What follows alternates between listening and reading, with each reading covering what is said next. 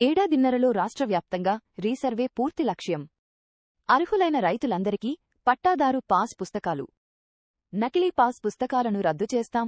మంత్రి పొంగిలేటి శ్రీనివాస్ జగిత్యాల జిల్లా కేంద్రంలోని ఇందిరమ్మ ఇండ్ల లబ్ధిదారుల ముఖముఖిలో పాల్గొన్న మంత్రులు పొంగులేటి శ్రీనివాస్రెడ్డి ఈ సందర్భంగా మాట్లాడుతూ, అర్హులైన ప్రతి పేద కుటుంబానికి ఇందిరమ్మ ఇల్లు, కులమతం రాజకీయాలకు అతీతంగా ఇళ్ల మంజూరు, నూకలపల్లి 2 BHK కాలనీ అభివృద్ధికి తొలి దశలో రూ32 కోట్లు, కాలనీలో తాగునీరు, డ్రైనేజీ, విద్యుత్ సౌకర్యాల కల్పన, నూకలపల్లిలో రేషన్ దుకాణం, బస్సు సౌకర్యం, కాలనీలో పోలీస్ స్టేషన్ ఏర్పాటుకు చర్యలు, రెండో దశలో పాఠశాల నిర్మాణానికి నిధులు విడుదల.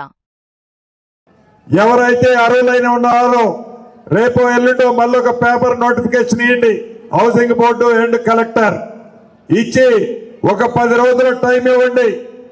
వాళ్ళు ఇచ్చిన అప్లై ఎవరైతే గతంలో ఇచ్చిన వాళ్ళు మాకు ఇల్లు రాలేదని అన్న వాళ్ళు ఎవరైతే ఉన్నారో మరొక్కసారి వారిని వెరిఫై చేయండి.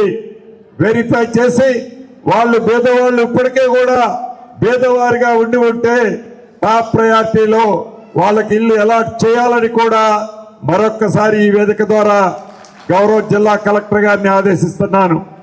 ఇక్కడ రాజకీయాలకు తావులేదు. పేదవాడికి మంచి చేయాలనే తపన తప్ప ఈ ప్రభుత్వానికి రెండో ఆలోచన లేదు. అదే రకంగా రెవెన్యూ విషయాలు కొన్ని స్థానిక శాసనసభ్యులు చెప్పారు.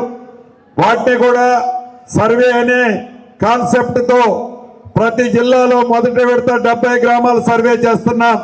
రెవెన్యూ గ్రామాలు రాబోయే సంవత్సరంన్నరలో రాష్ట్రంలోని ప్రతి మూల చివరికి ఇళ్ల స్థలాలతో సహా సర్వే చేసి ప్రతి మనిషికి ఆధార్ ఎలా ఉందో భూదారులాగా వారికి ఉన్న ఆస్తికి మ్యాప్ను కూడా ఇచ్చి పాస్బుక్లు ఇవ్వటం జరుగుద్ది. దొంగ పాస్బుక్లను క్యాన్సిల్ చేయటం జరుగుద్ది.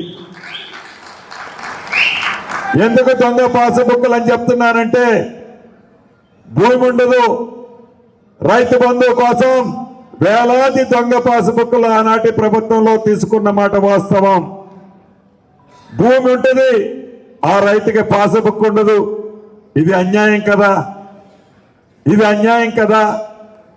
భూమి ఉన్న రైతుకి, భూమి సాగు చేసుకున్న రైతుకి వారి సొంత భూమి ఏదైతే ఉందో ఆ భూమిలో పాస్బుక్ తప్పకుండా సర్వే చేసి ఆ పాస్బుక్ భూమి లేని భూమి ఉన్న రైతుకి పాస్బుక్ లేని రైతన్నకు పాస్బుక్ ఇస్తాం.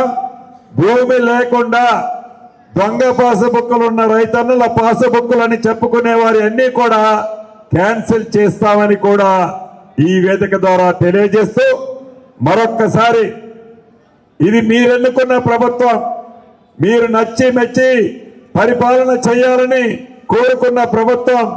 పేదవాడి సంక్షేమం కోసం గడిచిన 2.5 సంవత్సరాలలో ఎలా అయితే మీ అందరికీ అండదండలుగా మీకు సహకారంతో ముందుకు వచ్చామో, నడిచామో, రాబోయే 2.5 సంవత్సరాల్లో కూడా అదే విధంగా మరిన్ని సంక్షేమ కార్యక్రమాలు మీ గుమ్మానికి చేస్తుంది గౌరవ ముఖ్యమంత్రి రేవంత్ రెడ్డి గారి నాయకత్వంలోనని మీ అందరికీ చెప్తూ మీ అందరి దగ్గర సెలవు తీసుకుంటున్నాను.